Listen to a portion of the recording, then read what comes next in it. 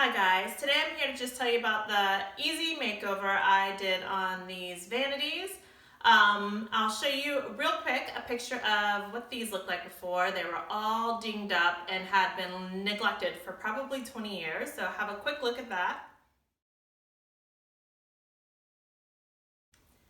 And now I'm going to show you exactly how I fixed it. So what you're going to want to do with your vanities, cabinets, anything that you're making over, this would work on furniture too, is you need to make sure that the cabinets are clean before you get started. So you can use maybe a little Dawn dish soap mixed with some warm water and just wipe the cabinets down and dry them really good. You don't want to use too much soap. It's just going to be like a sink full of dishes, that amount of soap that you're going to have in the water. So wipe everything down and get all the dirt and grease and anything that might flake away off.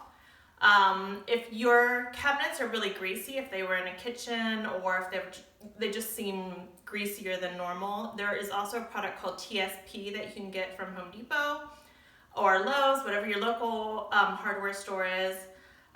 So TSP is something that you can just put on a rag and wipe the surface down, and it's a degreaser. It's going to get it ready. It's going to prep the surface for a new paint job.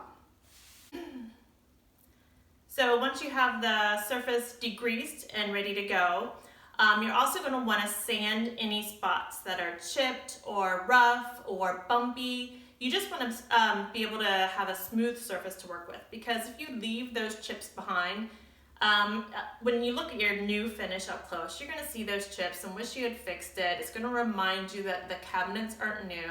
So grab some sandpaper. I would probably start with, on paint 100 maybe, 100 grit sandpaper, smooth it out, and then maybe do 150, 180 to smooth out the grooves that are left behind by that 100 grit sandpaper. It won't take long. It's not as hard as you might be picturing it. It's actually a pretty quick job. So you don't want to sand too deep. You're just going for a smooth look. It doesn't have to be perfect. You just want to smooth out any chips in the paint or the old finish. The second thing I did on these cabinets was to apply the new paint. So I went with this dark blue. I actually used this Annie Sloan chalk paint called Napoleonic Blue. Now, I know Annie Sloan chalk paint's a little bit harder to find. You either have to order it from their website or you have to find it in a local antique store or something. But you don't have to use this exact color. This shade from Magnolia Homes by Kills, they have it at a lot of Ace stores. I think Target sells it now. If I can find a link for it on Amazon, I'll put it below. I'm also going to put the information on all the products I'm using in the description below too, so don't worry about writing it down now. But this is a color called Signature that I use a lot in my home. If you've seen any of my previous videos, it's this color of dark blue that I use on kids' furniture, some tables that I've redone around here, toy storage box. So I love this color. It's very, very similar to the color that's here. And maybe I'll put a couple other colors that are really, really close to this too. So what you want to do is just pick a color that already looks good with your bathroom wall that you've picked out. So some wall colors have a little bit of brown in there as the background tone in the paint, or a little bit of yellow, a little bit of red, something like that. So just pick a dark blue that looks good with your wall paint so that their tones match each other. So they have the same sort of feel to them, if that makes any sense. So I applied 2 coats of the chalk paint, like I said. Chalk paint is great to work with because it dries really fast. It also doesn't leave brush marks behind very easily. If you happen to get brush marks, then you can always use a sanding sponge, a fine grit sanding sponge. Wet it down a little bit, so you squeeze it out. You don't want to have too much water in it, and just lightly go over that chalk paint. After getting your paint all on, and then the next step, after it dries, of course, you want to let everything dry between coats based on the directions on the paint that you're using. After that dries, then the next step is to use a clear or natural wax. I don't think it would ever be called clear, but it's just a colorless wax. I happen to have this in my garage already.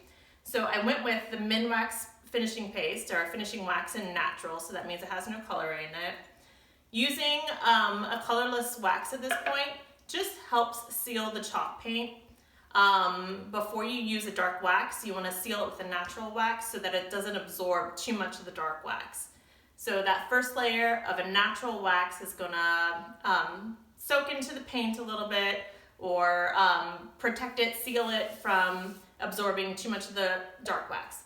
So follow the directions again. I think I probably had to wait a couple hours for this to dry. So you just rub this on with a nice clean lint-free cloth.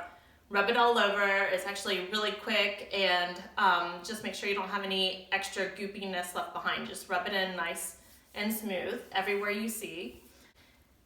And then the next step after that first layer of wax dries is to come back with a dark wax. So I did use the Annie Sloan dark wax that was available, but I think you could probably use most dark waxes. They're gonna be very similar in color. It's like a brown based dark wax.